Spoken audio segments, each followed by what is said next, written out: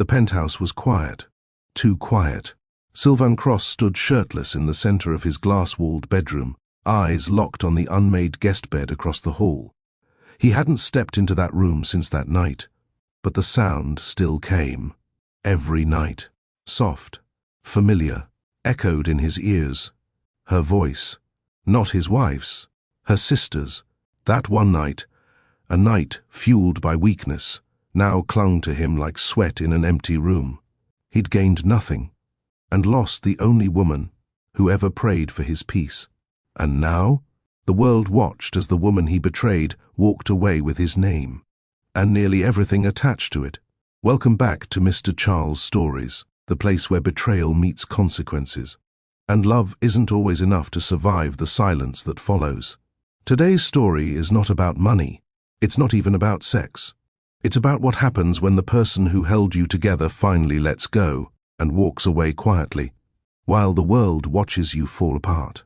Have you ever trusted someone so deeply that you didn't see the knife until it was already in your back? Or worse, have you ever been the one holding the knife? This story will test what loyalty means, what betrayal costs, and what a quiet woman can do with her silence. If you're ready, grab a drink, sit back, and watch how a billionaire lost everything. Not in court, not in the boardroom, but in a single stolen moment with the wrong woman. If this kind of storytelling speaks to you, don't forget to like, comment, and subscribe.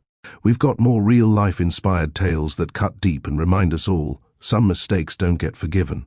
They echo. The world didn't know Sylvan Cross when he was broke.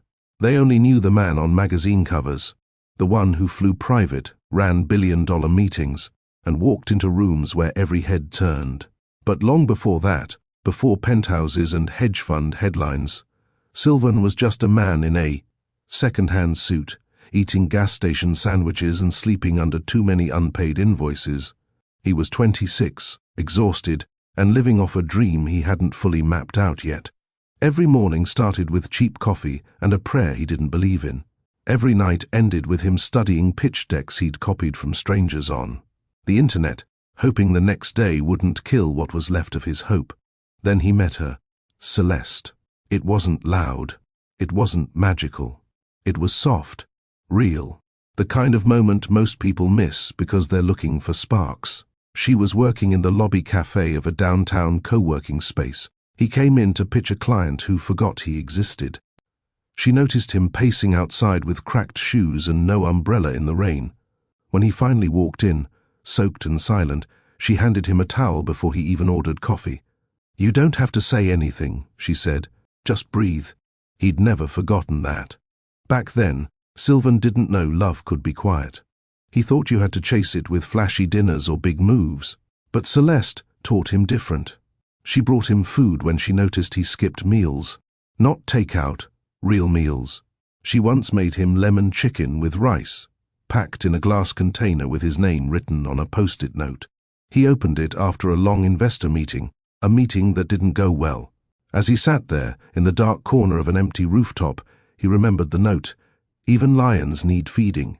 Come home to rest." He cried reading it, not because of the words, but because someone saw him, really saw him. And that's what changed everything. She didn't care about his money. She cared about his peace. When he finally found the courage to tell her he had debt collectors chasing him, she didn't flinch. She didn't leave. She brought out a notebook and started listing solutions. When he talked about his parents' absence, the trauma, the way it shaped him, she sat still and held his hand. No advice, no corrections, just presence. That presence became his anchor. They didn't move fast. They moved real. She didn't ask for a proposal. She didn't drop hints. She just stood by him. And when Sylvan finally landed his first major deal, $2.1 million in startup capital, he didn't celebrate with a trip. He walked into their small apartment with a single white rose, dropped to one knee on the hardwood floor and asked, "Will you stay even when I change?" She nodded before he finished the question. They got married in Vermont.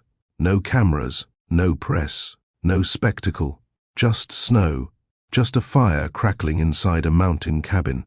Just two people who believed in something most people forget. You don't have to be perfect to be worth loving. That first year after marriage, Sylvan exploded. His firm grew faster than projections. Clients flooded in. His name started appearing on lists that used to feel like fairy tales. And Celeste? She stayed the same. She still packed his lunches when he forgot, still rubbed his shoulders when he couldn't sleep, still reminded him to stretch when he got too stiff sitting at his desk. She didn't ask for anything. She gave. But what Sylvan didn't know back then, what he wouldn't understand until it was too late, is that giving without receiving always has an expiration date. And people who love you quietly, they still leave. Especially when the silence starts to hurt more than the noise ever could. Celeste wasn't perfect. She had soft days and sharp ones. She didn't like confrontation. She internalized more than she should have. But she was loyal in a way few people understand. Even when Marla entered the picture, even when things started to feel off, she noticed little changes. The missed calls, the distant eyes during dinner, the tension in his jaw when Marla stayed longer than expected. But she trusted him. Trusted the man who once cried over rice and lemon chicken. Trusted the man who told her, "Forever isn't a word, it's a choice."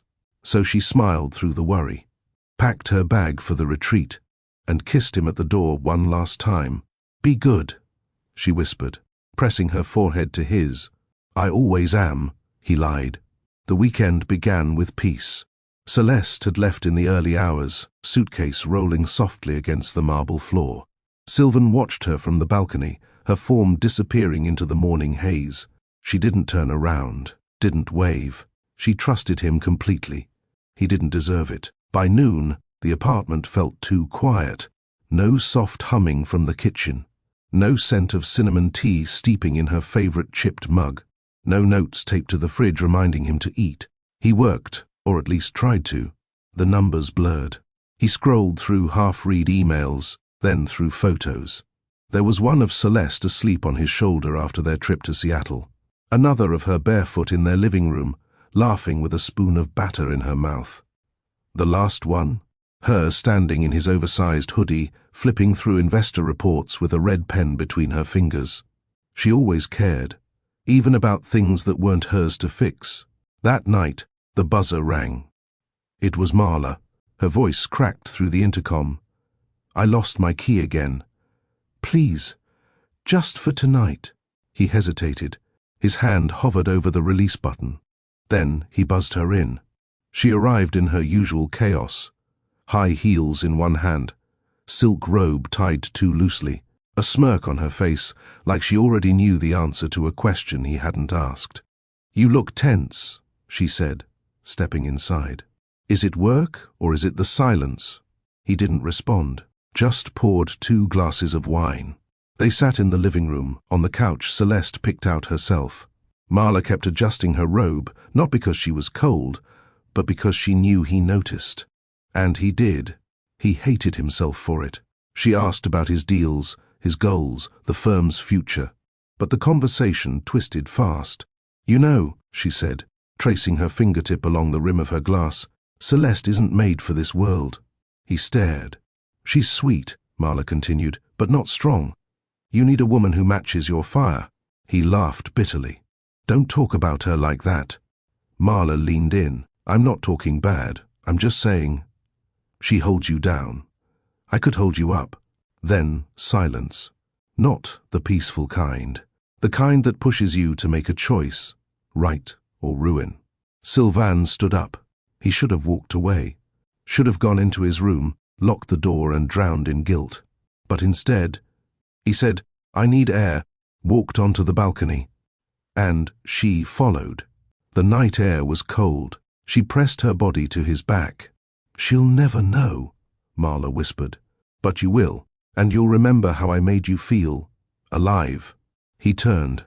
One mistake, one decision. He kissed her.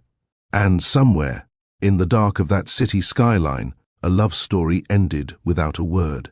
When Sylvan woke the next morning, Marla was gone. So was the scent of wine, the heat of betrayal, the illusion. He stared at the ceiling for a long time. His phone buzzed. A text from Celeste. Landed early. Be home soon. Miss you. His heart dropped into his stomach. He showered, scrubbed his skin until it burned, changed the sheets, tried to erase the scent that wasn't hers. But when Celeste walked through the door later that afternoon, bare feet, travel-worn, flowers in hand, the silence crushed him. She looked up, smile ready. Then stopped. He followed her gaze. Her eyes weren't on him. They were on the guest room door, slightly ajar. She took a step forward, and then another, and then she heard it. The softest echo, a giggle she knew wasn't hers. She didn't cry. She didn't speak. She dropped the flowers, placed her ring on the kitchen counter, and walked out the same door she walked in. Sylvain ran after her, barefoot, panicked. Celeste, wait, it wasn't. I didn't mean. She turned once. Not with hate, with nothing, no emotion, as if he was just a stranger in a hallway. That was worse, far worse. She didn't take her suitcase, didn't take her coat, didn't take her wedding photos or jewelry or favorite books. She took one thing only, her silence, and Sylvain, in all his power, couldn't stop her. That night, he sat in the same room where it happened. The guest bed was made again, but he could still hear it. Marla's moans. The sound wasn't loud, but it was unforgettable. It clung to the walls. It ruined the air. He didn't sleep. He didn't eat. He only heard. He only remembered. It started with a phone call. Celeste had just finished making Sylvain's favorite dinner, grilled rosemary chicken, honey-glazed carrots, and wild rice. She was plating the meal when her phone rang. Marla. Her voice was rushed, breathless. Hey, little sis. I'm in town early. Mind if I crash tonight? Celeste smiled. Of course not. You know the door's always open. She hung up, finished dinner, and set an extra place at the table. When Sylvain came home, he paused in the entryway. The scent of home-cooked food welcomed him. So did the sound of Marla's voice floating from the couch.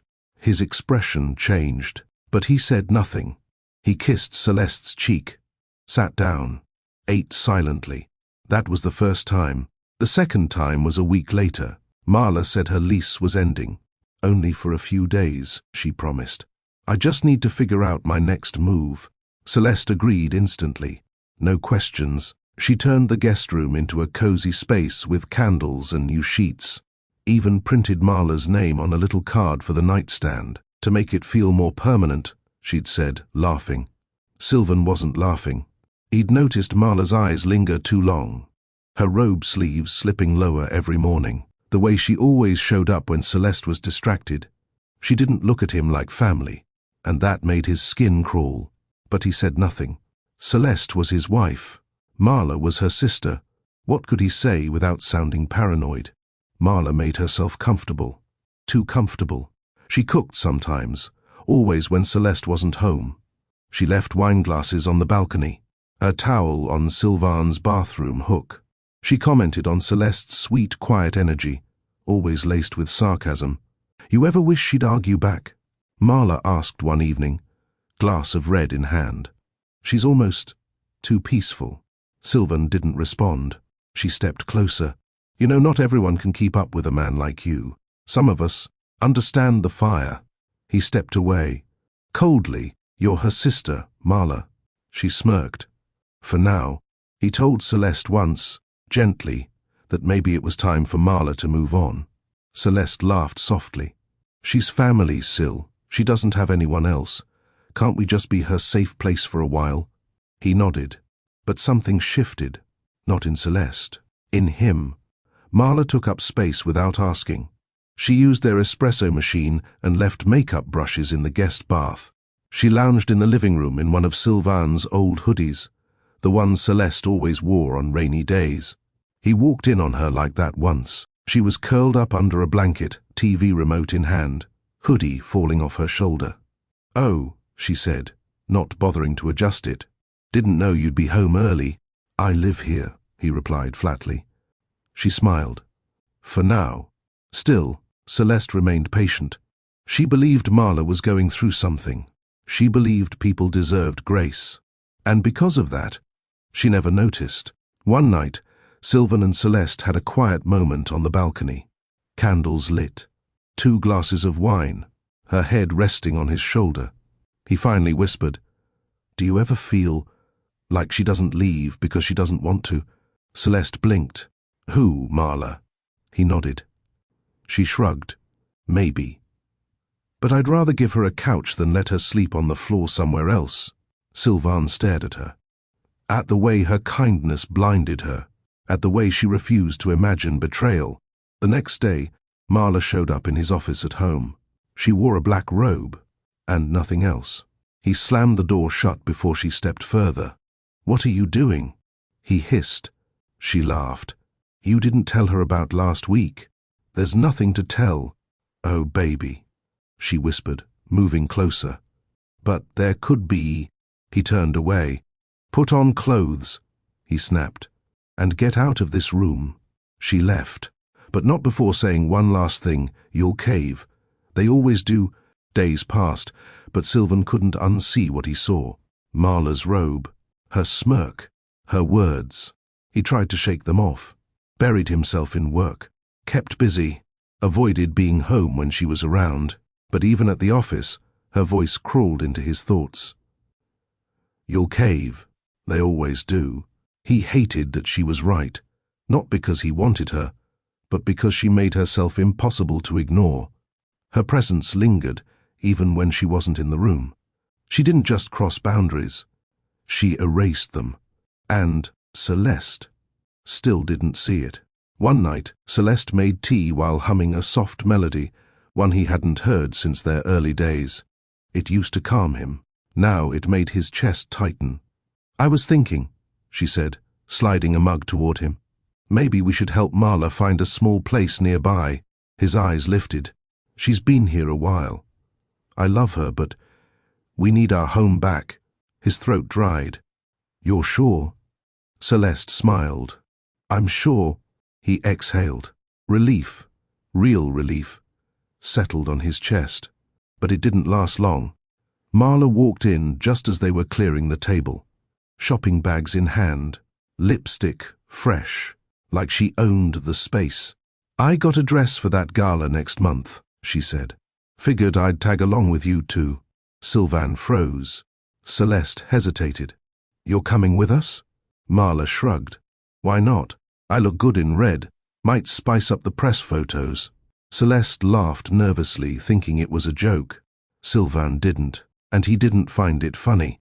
The next morning, Celeste left early to visit her aunt across town. Sylvan stayed behind to prep for a board call. When he stepped into the kitchen, Marla was already there, wearing one of Celeste's robes, pouring coffee into his favorite mug, the one Celeste had hand-painted during a weekend art class. She turned, smiled. "Thought you might want this." He didn't reach for it. She stepped closer. "You've been avoiding me," she whispered. "I don't blame you. Fear feels a lot like guilt." He stiffened. "I don't fear you." "Then prove it." She leaned in. The smell of perfume, not Celeste's, filled his lungs. He stepped back. "I made a mistake letting you stay this long." Marla raised a brow. "So, you're finally choosing her?" "I always did." That answer didn't satisfy her, but she didn't fight. She simply said, "You'll regret that." Then she walked out of the room. Later that evening, Sylvan told Celeste. Not everything, not the robe, not the late-night attempt, but he told her he needed Marla out. "I know you love her," he said carefully, "but I need our space back." Celeste paused, looked into his eyes, and for the first time there was a flicker of uncertainty in hers. "Did something happen?" she asked. "No," he lied. "I just miss us." That truth softened her. "Okay," she said gently. "I'll talk to her tomorrow." But tomorrow came too late. Celeste left for a scheduled wellness retreat, 3 days at a mountain spa with friends. She packed light, kissed him softly and whispered, "Rest while I'm gone." "I will," he promised. And in his heart, he meant it. Until the buzzer rang that night, and Marla walked in barefoot, breathless, wine already in her hands. She didn't wait to be invited. She didn't knock twice. She moved like she owned the space. And Sylvan, exhausted, guilty and confused, didn't stop her fast enough. She poured drinks, talked about their childhood, talked about Celeste, talked about him. "You and I," she said, sliding closer, "we burn in ways she'll never understand." He shook his head. "This isn't right." She touched his chest. "You already made it right the first time. Don't pretend this tension isn't real." He tried to move, but her hand stayed. His breath caught, and then she whispered, "She's too soft for you, Sylvan." "I'm not." And that's when the line broke, when pressure overtook reason, when guilt stepped aside for desire, and silence began to take root in a place that once knew peace. Have you ever trusted someone so fully that you missed every warning sign? When betrayal enters quietly, it doesn't always knock. Sometimes it wears your favorite robe and calls you family. If this chapter stirred something in you, let us know in the comments. Have you ever been blindsided by someone close, or had to walk away from someone who never saw the danger coming? Don't forget to like, share, and subscribe to Mr. Charles Stories, because the quiet ones don't just survive, they return stronger. Celeste left on a Friday morning. The air was soft, the sky overcast. Her bag rolled gently behind her down the marble hallway, her curls tied back, eyes sleepy but calm.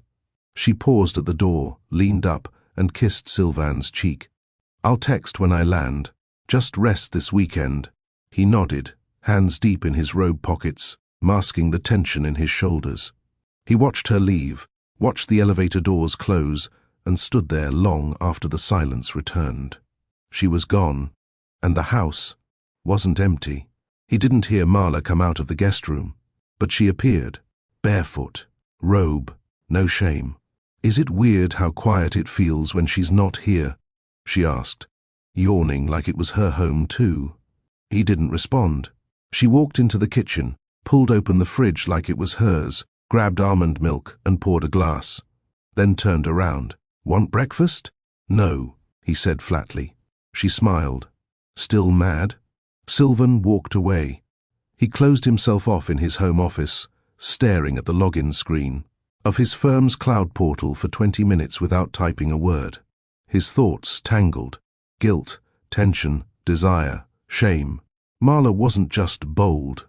She was a shadow that crept under every locked door. And Celeste, she trusted them both. That's what made it worse. By noon, Marla knocked. She didn't wait for permission. The door opened. "I'm headed to get wine. Want anything?" "Marla," he began. She stepped in. He stood. "Don't," he said. She tilted her head. "Don't what?" "You know what. You mean don't talk about what's already happened between us."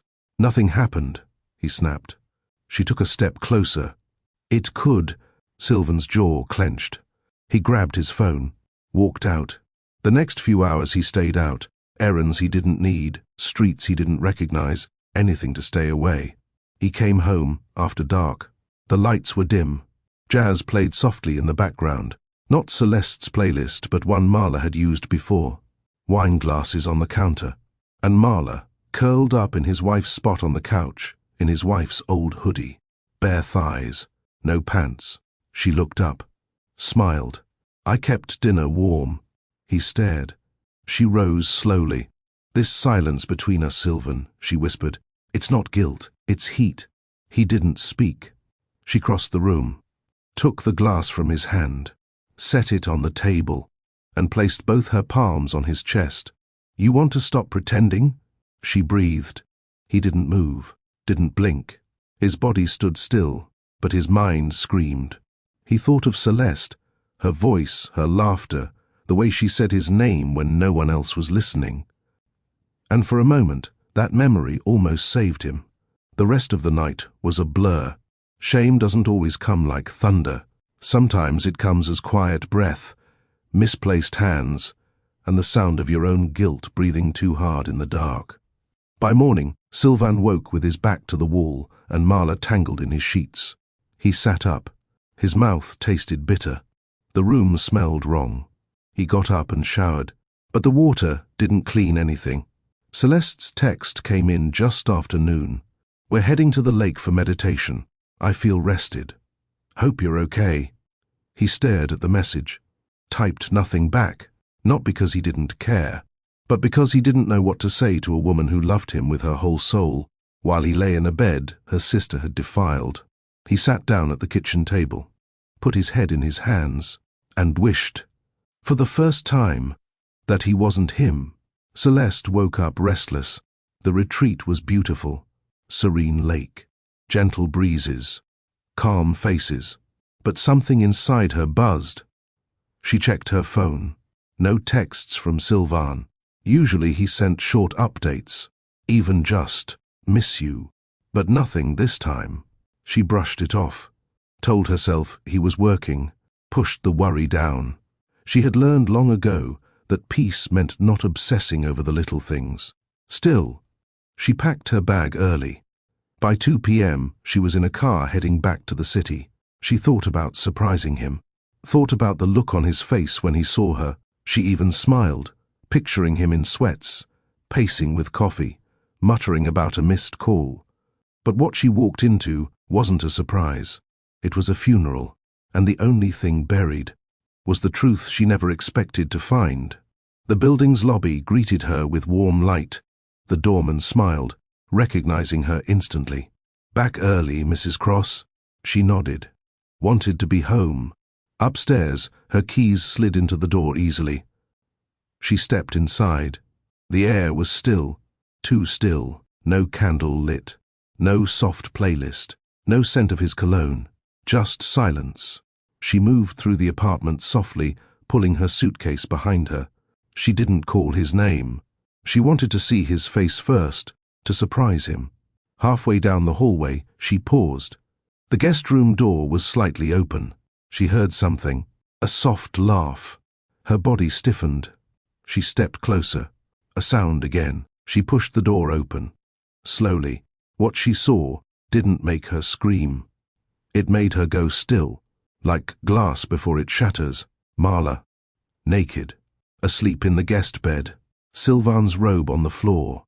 2 wineglasses on the nightstand. Celeste's chest rose once, then fell. She didn't cry. She didn't speak. She simply closed the door and walked back toward the kitchen. She pulled off her wedding ring, laid it beside the fruit bowl, picked up her suitcase, and walked out. Sylvan didn't hear the door, but he heard his phone. 3 missed calls. Then, a text. From the doorman. "Your wife just left. Everything all right?" He jumped up, ran to the guest room. Empty. Sheets still warm. Marla's robe discarded. His stomach turned. He checked the front door. No one. He sprinted to the elevator, barefoot. Got down to the lobby just as her car pulled away. He ran into the street, waving. She didn't turn around, didn't glance back. She stared straight ahead, the city lights catching the side of her face. And Sylvan stood there, shirtless in the cold, alone with the weight of a decision he couldn't take back. He returned upstairs. The apartment was unchanged, but something vital was gone, and when he stepped into the kitchen, his heart stopped. Her ring, sitting beside her favorite mug, and next to it, a napkin with her handwriting, "You made your choice." He didn't sit. He collapsed, on the floor, against the counter. Tears didn't come right away, but when they did, they burned, because it wasn't about the betrayal. It was about what he broke that could never be repaired. Marla stepped out, sleepy and wrapped in a towel. What happened? Sylvan didn't answer. She tried to move toward him. He stood up fast. "Don't say anything." She froze, then smirked. "Well," she whispered, "now she knows." He stared at her, but it wasn't anger. It was disgust. "You need to leave." Seriously? He didn't raise his voice. He pointed to the door, and for the first time, Marla didn't argue. She left, wearing someone else's robe, and leaving behind the sound that would follow him for years. Celeste didn't call anyone, not her aunt, not her friend from the retreat, not even the driver who asked, "Want me to wait?" She simply said no, then disappeared into the city. She didn't go to a hotel. She walked miles from their glass-walled building through the west side, past the park, down into streets that didn't carry her name. The cold air bit at her fingers, but she didn't stop. The betrayal didn't scream in her chest. It hummed, a low, steady hum that dulled every other sound, the traffic, the city noise, even her own breath. She stopped at a small cafe, one she'd visited before they were married. She sat at a corner table, ordered hot tea, then stared at the cup, not to drink, just to feel the warmth. She couldn't picture his face, not Sylvan as she knew him, only the version she saw in that room, the man who let her sister into their bed, the man who made a decision so small but so complete that it ruined every memory before it, the man who said he loved her with a straight face and kissed someone else with the same mouth. She didn't cry. She'd done enough crying in her life. This wasn't sadness. It was clarity, and clarity didn't ask for permission. By nightfall, she was in a friend's spare room. She didn't talk. She didn't unpack. She placed her ring on the nightstand and crawled into bed with all her clothes still on. Sleep didn't come, but neither did rage. She stared at the ceiling and thought, this is what endings feel like, quiet, still, permanent. Back in the penthouse, Sylvan stood at the window. The lights of the city blinked, but he didn't blink back. Marla was gone. The bed was empty, but the room still smelled like her. He opened every window, let the air sting his skin. Still, he could hear it. The sound, her sound, not Celeste. Marla, those moans, that voice, it echoed like it was burned into the walls. He tried to call Celeste. No answer. Tried to text. No response. He opened her drawer, looking for anything, but it was empty, except for a small card, their wedding vows, handwritten, folded neatly inside.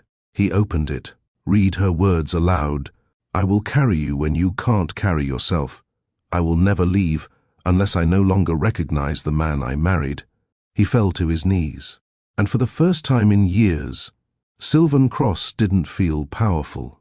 He felt like a child who broke something sacred and didn't know how to fix it. Celeste didn't rush to lawyers.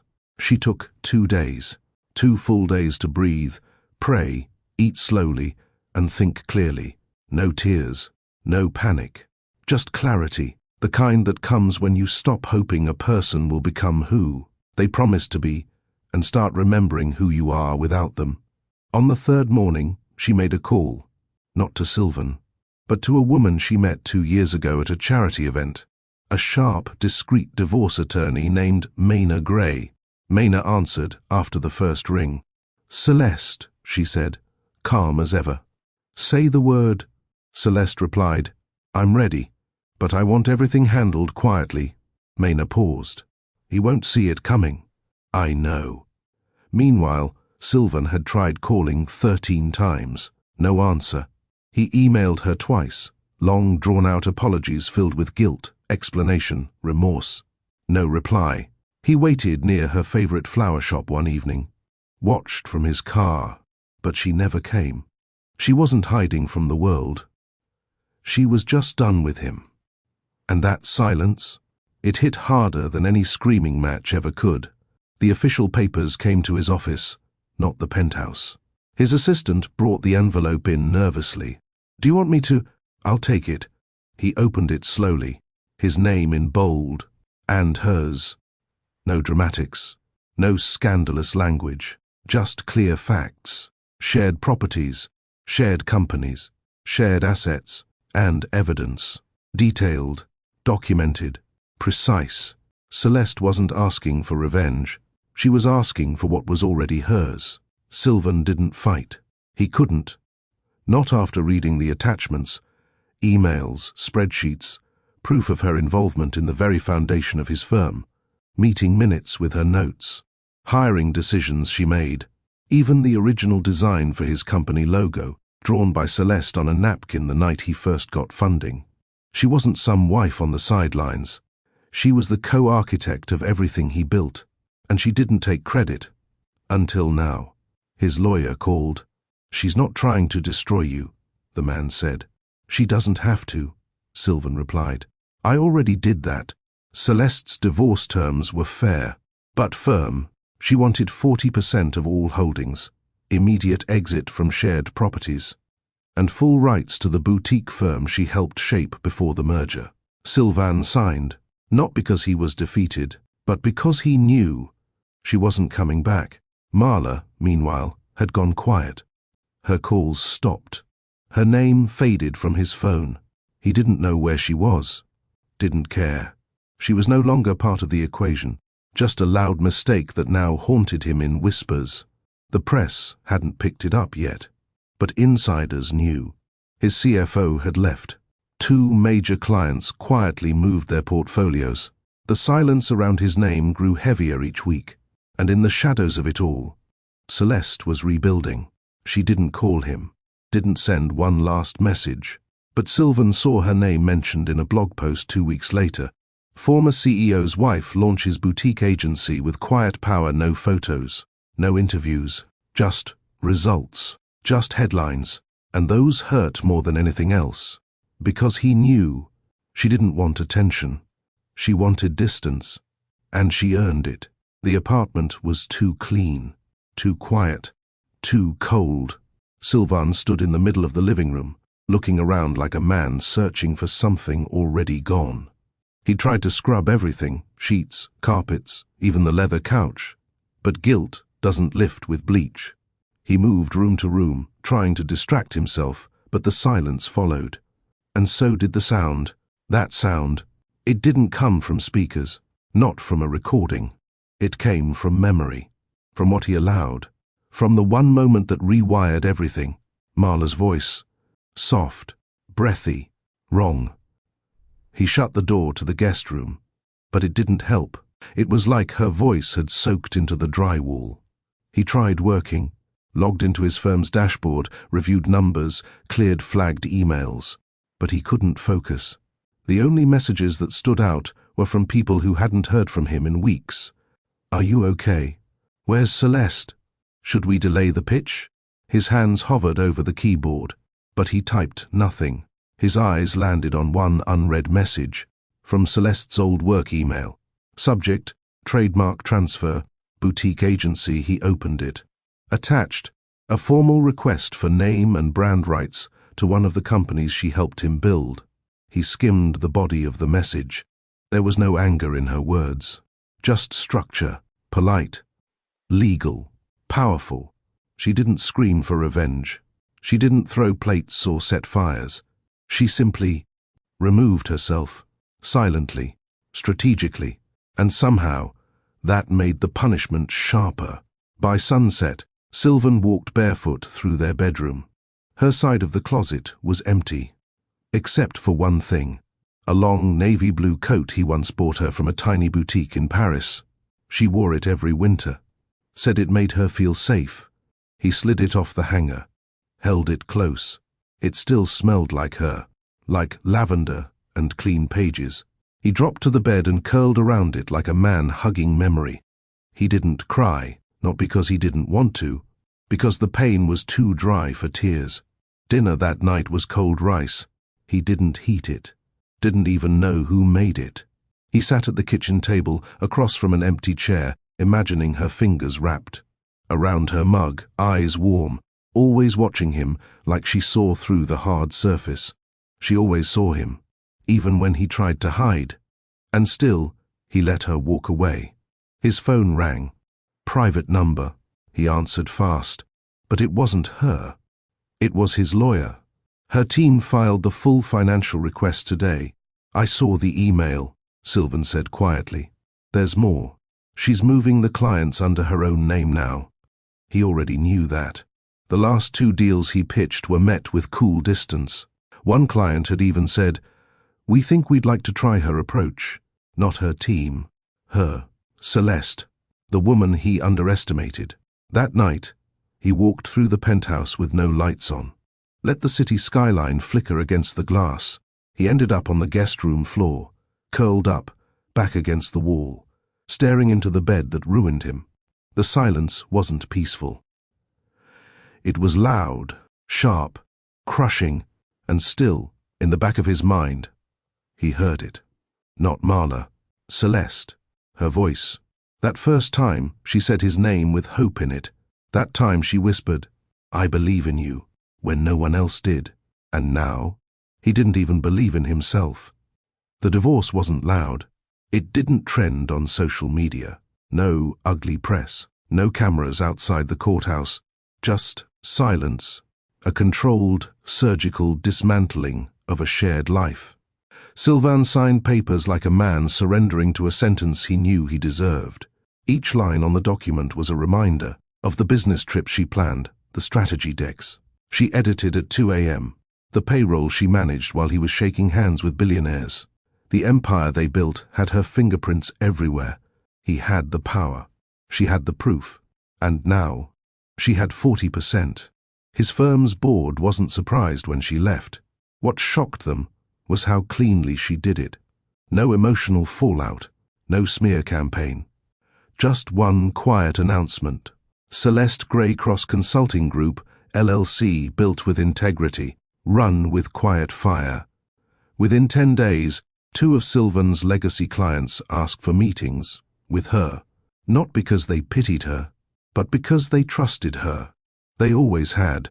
Sylvain was the name in lights, but Celeste had been the calm voice behind the curtain, the one who delivered when egos failed. He sat in his office with the blinds drawn. His assistant stood in the doorway, hesitant. "Sir, you'll want to see this." He took the tablet. On the screen, a write-up in Business Profile Weekly. From wife to founder, how Celeste Cross rebuilt after silence. She wasn't interviewed. But the article pieced together her rise, her influence, her new firm, all based on quiet industry whispers and former clients. There were no photos of her, just impact. That alone made it more powerful. Sylvain closed the article, set the tablet down, and whispered to himself, "She's really not coming back." He stood, walked to the mirror, and stared. His eyes were sunken, jaw tight, hair longer than usual. This wasn't the man she loved. This was the man she left. And even now, with all his wealth, power, influence, he couldn't bring her home. Because he hadn't just betrayed her body. He betrayed her belief in him. He didn't sleep that night. Every creak in the floor reminded him of her bare feet walking through the apartment. Every soft wind against the windows sounded like her voice saying, "Come to bed."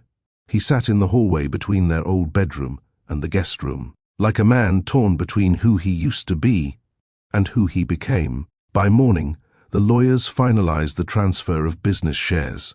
She now owned 40% of everything with his name on it. And she had every right to. Marla hadn't called. He didn't expect her to.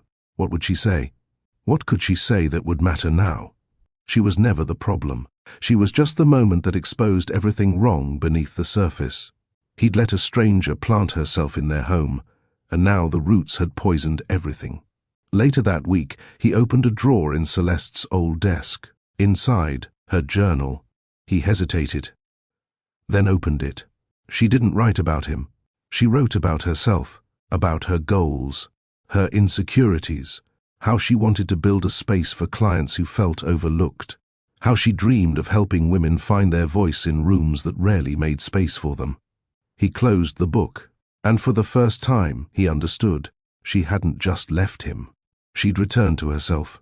Celeste never said a word publicly, not once. No interviews, no social media posts, no vague quotes or healing journey threads. She wasn't interested in reclaiming attention. She was reclaiming direction. And direction doesn't need applause.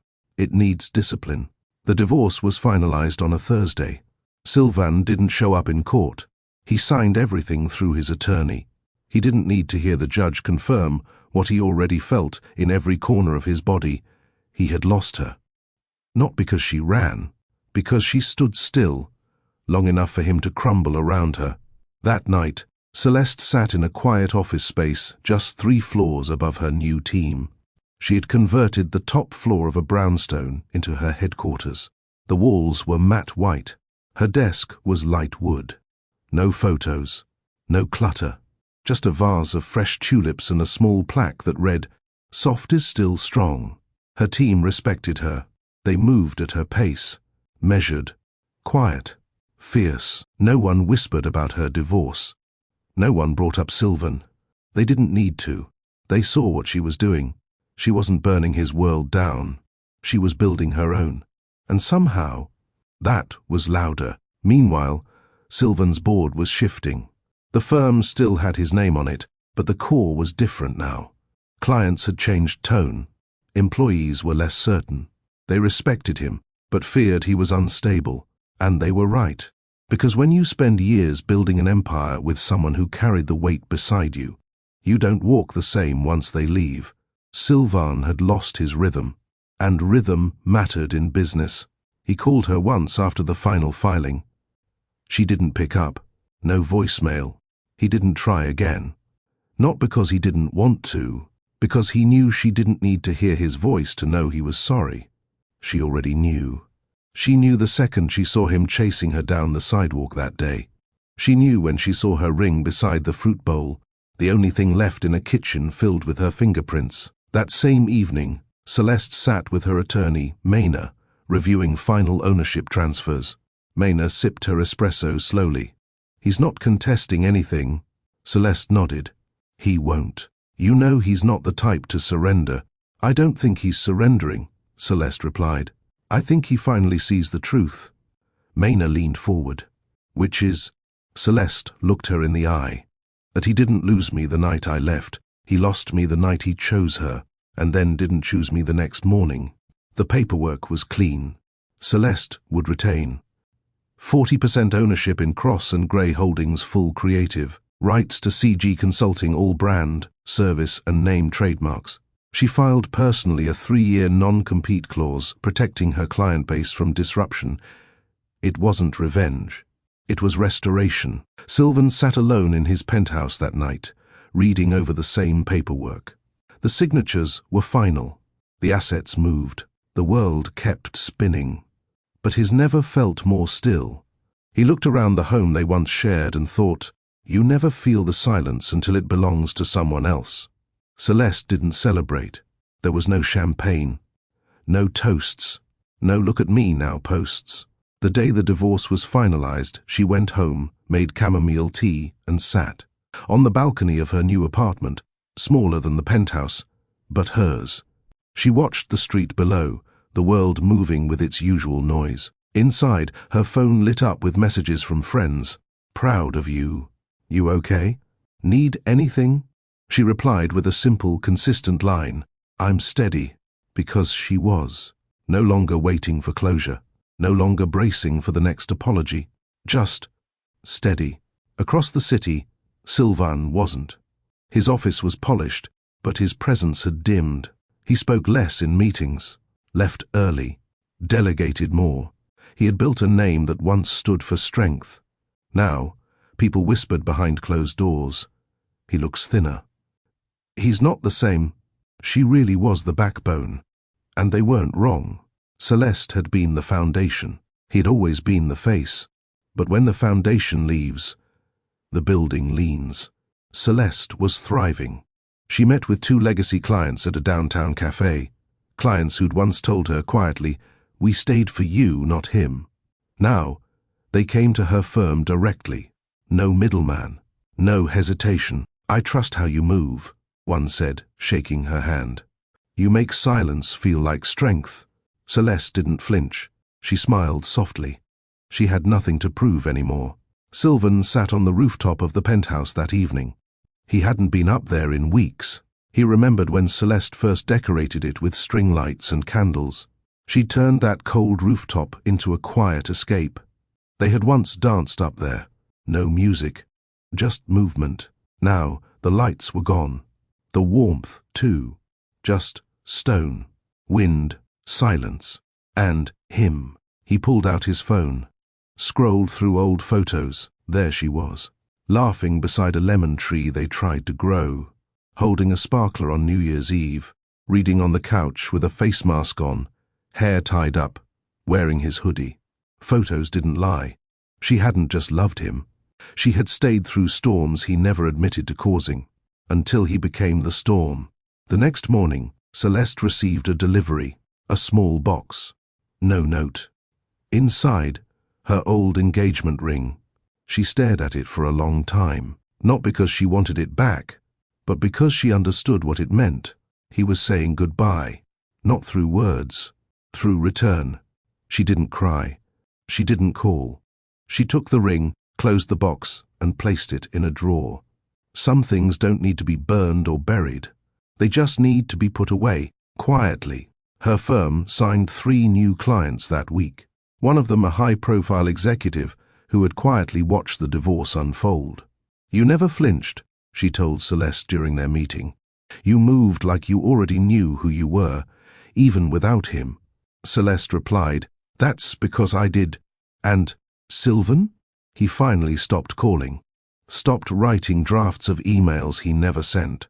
He deleted her number, not in anger, but to stop himself from living in memory. He hired a new assistant, restructured the firm, focused on growth. But some nights when he was alone, brushing his teeth in the dark, he still heard her voice behind him. Not angry, not bitter, just that whisper from so long ago. You don't have to be strong alone. But he had chosen to be. And now he was alone.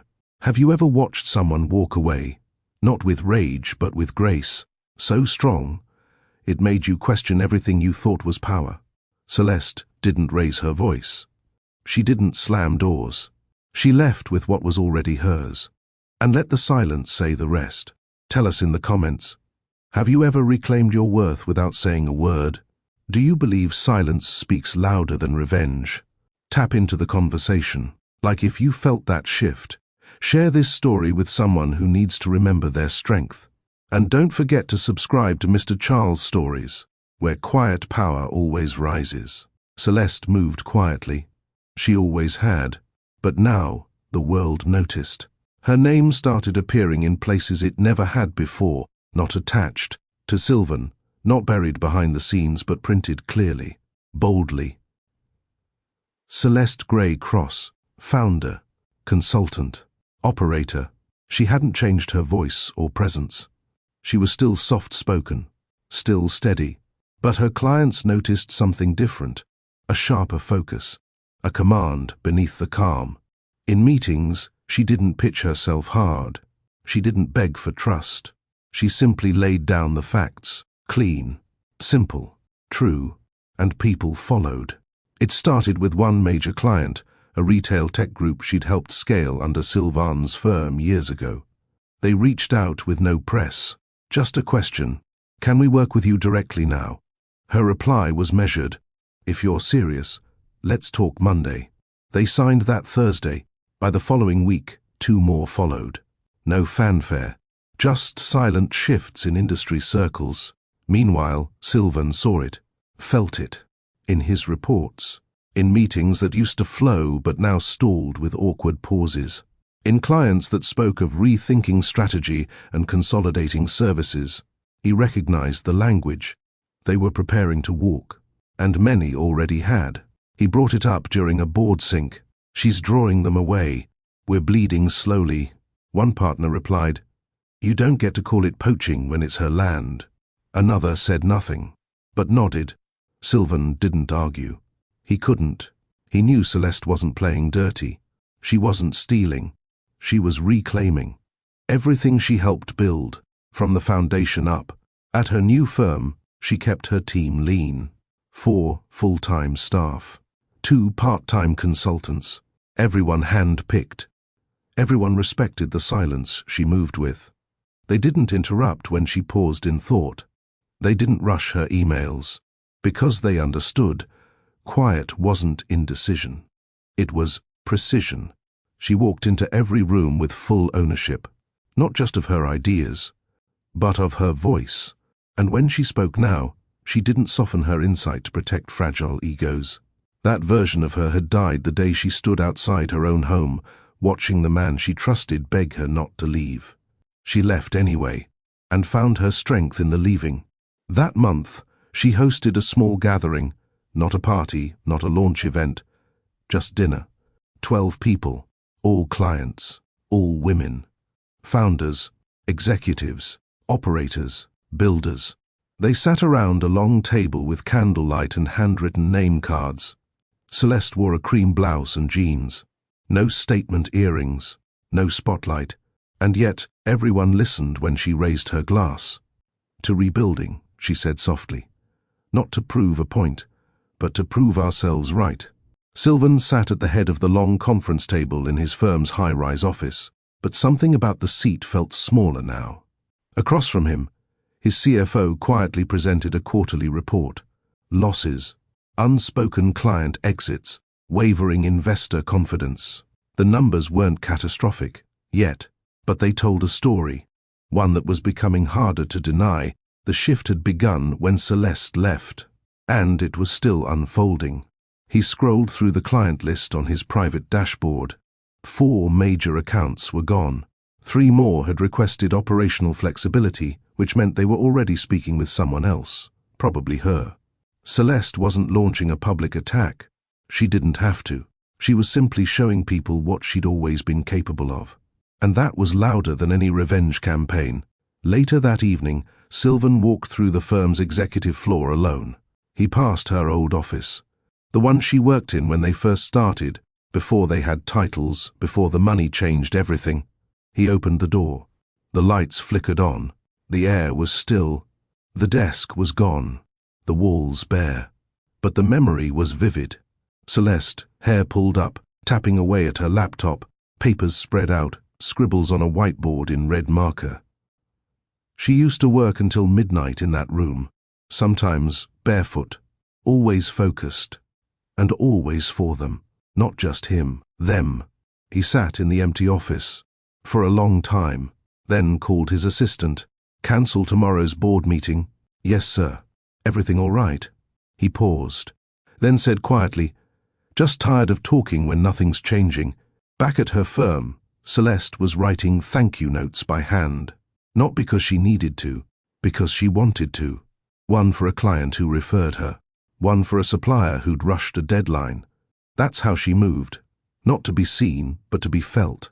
She hadn't stepped into a boardroom with Sylvan's name on the wall in months, and she didn't miss it.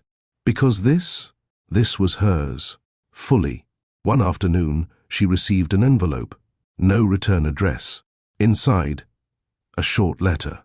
Only 6 words. I didn't see you clearly. As she stared at it for a moment, folded it once, then slid it into the back of a drawer. Not out of anger, not out of sentiment, just because it didn't change anything. Sylvan stood on the rooftop that night, same place where they once danced without music. He looked out over the city, tall buildings, endless movement, but all he could feel was stillness. His phone buzzed. A calendar reminder, dinner with partners, 7 p.m. He turned it off, then whispered into the wind, almost too soft to hear.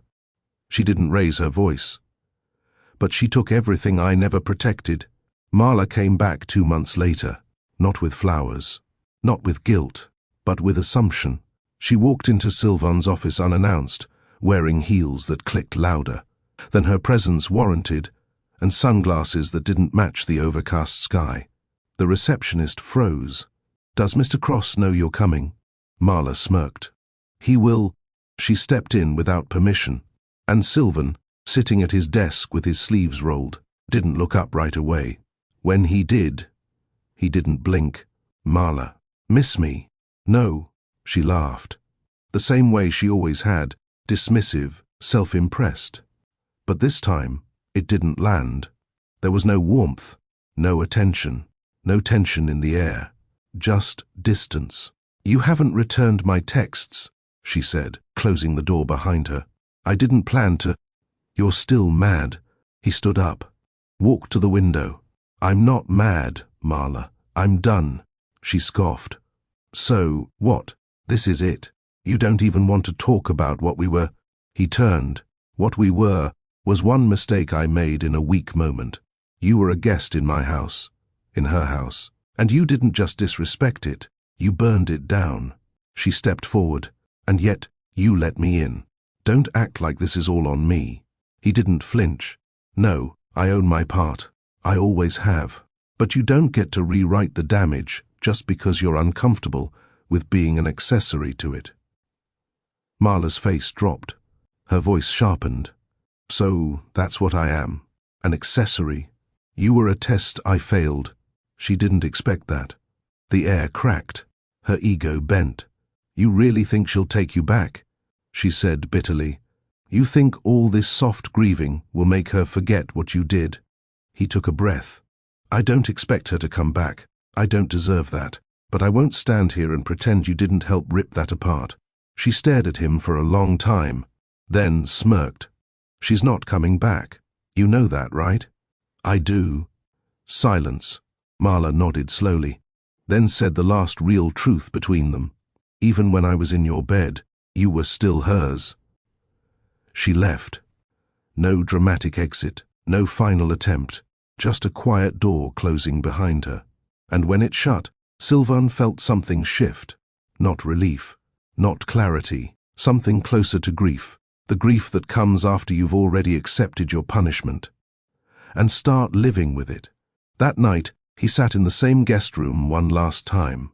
He opened the windows, lit a candle, and packed every trace of Marla into a single box. Lipsticks she left behind, one earring, her silk robe. He sealed it shut, set it outside, and never looked at it again. Celeste found out about Marla's visit 2 days later, not from Sylvan, not from anyone on his team, but from a contact who still worked in the building. She walked in like she owned it, the woman said, didn't even wait to be called up. Celeste didn't ask for more details, didn't want to know what Marla wore, what she said, whether she looked smug or desperate. None of that mattered now. But that night, alone in her apartment, Celeste sat on her balcony with her laptop and opened a new draft. Policy update, personal code of operations. She wasn't writing company rules. She was writing boundaries for herself. And one line stood out in bold. I will never explain myself to people who benefit from my silence. The next morning, she sent an email to her firm's legal rep. Subject line, disassociation clause, family exceptions. Her message was clear. If Marla attempted to use her name or past connection for influence in any commercial way, legal action would follow. No drama, no headlines, just clean consequences. She didn't tell anyone why, but her assistant noticed she changed her emergency contact form that week, removed Marla Wynne, replaced it with no one. She's distancing herself publicly, the attorney said. Not just from you, from anyone connected to that part of her life. Sylvan nodded once. He understood. The old version of her, the one who gave everyone grace, the one who waited for people to show up as their best selves. That woman was gone. And he didn't blame her. He'd built the fire that burned her. Now, he had to live with the ash. That same week, Celeste hosted a private leadership dinner. No press, no photographers, just her team and 5 female founders she'd mentored over the years. Toward the end of the evening, someone raised a glass to her, to rebuilding without rage, to letting your work speak louder than your wounds. Celeste smiled. Not wide, not proud, just present. And that presence, that steady, rooted grace, that was the loudest thing in the room. Marla never returned to New York. She posted twice from Florida, vague captions, borrowed quotes. But eventually, even that stopped. Her name faded from the whisper networks. Her image blurred from public memory. And Sylvan, he never said her name again, not even in his own thoughts. It didn't happen immediately. But word eventually got out, not about the betrayal, not about the affair, but about the shift, about how a quiet woman had left one of the most powerful men in the city, and took her voice, her strategy, and half the influence with her. The first article was small, buried in a mid-level business blog. Celeste Cross emerges with boutique empire, no gossip, no dirt, just facts, a calm rundown of her departure from Cross & Gray Holdings, her new ventures. silent rise, and the ripple effect her exit had caused in the firm's structure. Then came the second article, then a podcast episode, then a feature in a women's leadership newsletter, all painting the same picture. She didn't shout. She moved, and her movement was more powerful than any scandal. Sylvain saw the coverage. He wasn't mentioned directly, but everyone knew who she used to be married to. Everyone knew what her last name used to be attached to. Now, she stood alone, and she stood taller. One morning, he was at a private networking event, small circle, high ceilings, tailored suits, when someone leaned in. "You know," the man said casually, "Celeste's new firm just took on the Axiom account. That used to be yours, right?" Sylvain didn't flinch. "Used to be." He excused himself after that. He didn't need to hear it again. He'd read it all in numbers, and in silence. Celeste didn't post about the articles, didn't repost, didn't like, didn't comment. She stayed focused on her work, but the calls started increasing. Small startups, former clients, quiet founders who'd felt overlooked. They all said the same thing: you make space feel safe. And she did. Her firm wasn't a rebellion. It was a return to self, to values, to a version of her that had been quieted for too long. She was invited to speak on a panel. Women Who Rebuilt, it was called. She declined, sent a simple note back. "Thank you for the offer. I prefer to build quietly."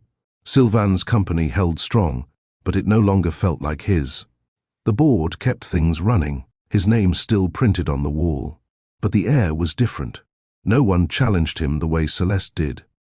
No one asked the right questions at 2 a.m. No one sent client strategy at midnight, annotated in red pen.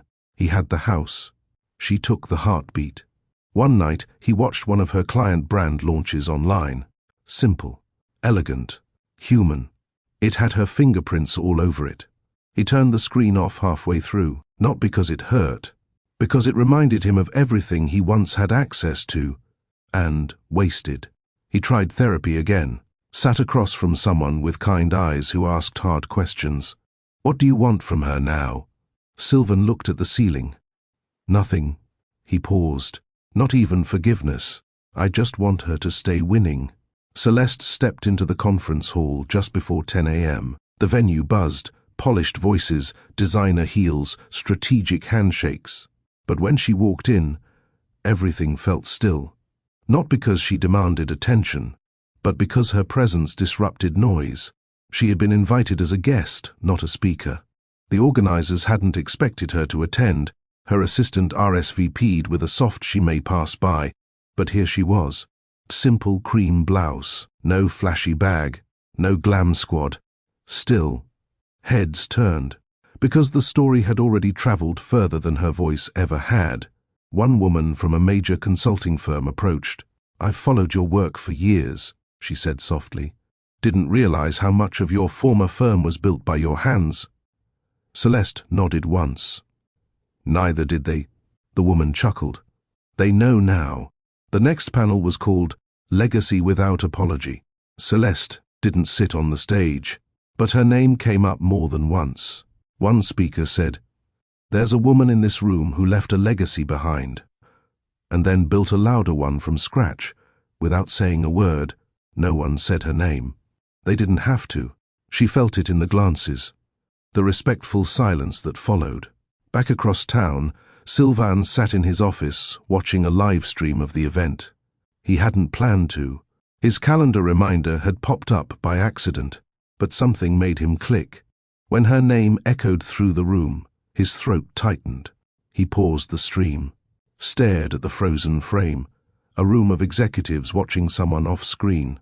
He knew who they were looking at. He whispered under his breath, "You're still the quietest person in the room," and somehow still the loudest. That night, he went home early. No meetings, no calls. He poured himself a glass of water and sat on the floor of the guest room, not to grieve, but to accept. This wasn't punishment.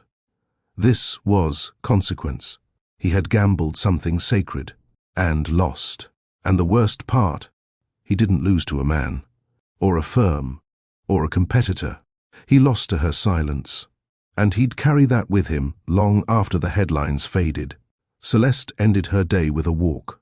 No driver, no press waiting outside, just her and the evening air.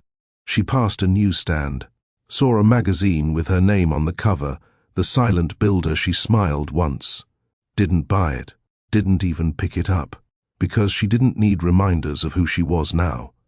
She knew, and that knowing, it was louder than any apology could ever be.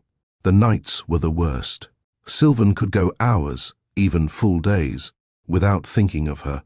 But when the city dimmed and the silence stretched across the penthouse, she came back, not in person. In memory, in sound, he'd brush his teeth and hear her soft voice behind him. Not real, but real enough. He'd lay in bed and feel the absence of weight beside him, not painful, just permanent. There was no denying it anymore. He hadn't just lost her. He'd lost the part of himself that was only alive in her presence. He'd sold the guest bed months ago, but it didn't matter. That room still hummed at night, not with guilt anymore, but with the echo of consequence. He didn't avoid it, didn't close the door. He left it open, like a wound you stop bandaging and just let breathe. One night, he sat on the floor with a blanket, sipping water from a chipped mug she once loved. He opened his laptop and played a video from 5 years ago, a firm anniversary dinner. There she was, standing beside him, holding a microphone, laughing nervously as she gave a short toast. Success isn't always loud. Sometimes it looks like showing up every day for someone who forgets how to say thank you. The room laughed. So did he. Now, he listened to it like scripture, because the weight of it finally landed. Sylvan didn't spiral anymore. He didn't chase her down in his mind. He didn't write unsent messages. He lived, quietly, carefully, and with a level of awareness that came too late. One evening, he saw her on a sidewalk across the street. She was in a tan coat, walking with someone, a man. They were laughing, not loud, but open. She didn't look over, didn't see him, or maybe she did, and chose not to look long. He didn't chase her, didn't call out, just watched her disappear into the crowd like someone who had never belonged to him at all. Later that night, he wrote in his private journal, "I once had someone who made silence feel like peace. Then I filled that silence with noise. Now, all I have are echoes." He closed the book, went to bed, and for the first time in a while, the sound that followed wasn't Marla's, wasn't even Celeste's. It was his own breath, slow, deep, steady, accepting. Celeste walked into her new space like it had always been hers. The second office opened last week, a modest 2-story building tucked into a quieter part of the city, not glass and chrome like Sylvan's world, but wood, light and calm. The sign above the front door didn't even have her name. It didn't need to. The people who came here already knew who built it. They came for her leadership, her structure, her presence. A junior consultant stopped her in the hall. "Miss Celeste, do you ever regret walking away from what you had?" Celeste paused, thought about the question, then replied, "No, I regret who I almost became, trying to keep it." The young woman didn't ask anything else. She didn't need to. Celeste lived differently now. Not bigger, not louder, just fuller. She didn't look back, didn't check for updates, didn't wonder what Sylvan was doing. She had grieved, processed, healed, and moved forward. Her joy wasn't revenge. It was recovery, and that was enough. Across the city, Sylvan took long walks after dark now. No earbuds, no distractions, just footsteps. Sometimes past old buildings where they once held hands. Sometimes near restaurants they never got to try. He didn't chase healing anymore. He honored the damage. That was his work now. One night, he walked by a small bookstore, stopped, looked in the window, and there she was, not Celeste, but a copy of her featured in a business journal, displayed on a table inside. A photo of her speaking on a panel she'd once declined. He smiled. She'd said no before, but clearly she'd said yes when she was ready. He stood there for a long time, didn't buy the magazine, didn't need to read the article, He already knew the story. And he respected how it ended. Back at her apartment, Celeste lit a candle and made tea. Her phone buzzed, a message from her assistant. "Client just signed the 3-year agreement. They said you're the only reason they're still in this market." Celeste replied simply, "Understood. Tell them we move Monday." She set the phone down, looked around her home. Soft lighting, quiet music, clean corners, no voices, no shadows, just peace. She sipped her tea and thought, not about what was lost, but about what never got taken. Her mind, her vision, her strength. And somewhere across the city, Sylvain lay in bed, hands folded across his chest. No more sleepless panic, no more sounds, just memory. A memory of a woman who didn't destroy him. She just stopped saving him. Have you ever lost someone, not because they changed, but because you didn't protect what was never guaranteed? Celeste didn't walk away to punish. She walked away to protect what was left of herself. And in doing so, she found everything. Share your thoughts in the comments. Have you ever let go, not out of anger, but out of clarity? Like this video if you felt her power. Share it with someone who needs to hear. You don't have to yell to win. Sometimes walking away is the loudest thing you'll ever do. And don't forget to subscribe to Mr. Charles Stories, where every silent victory deserves to be told.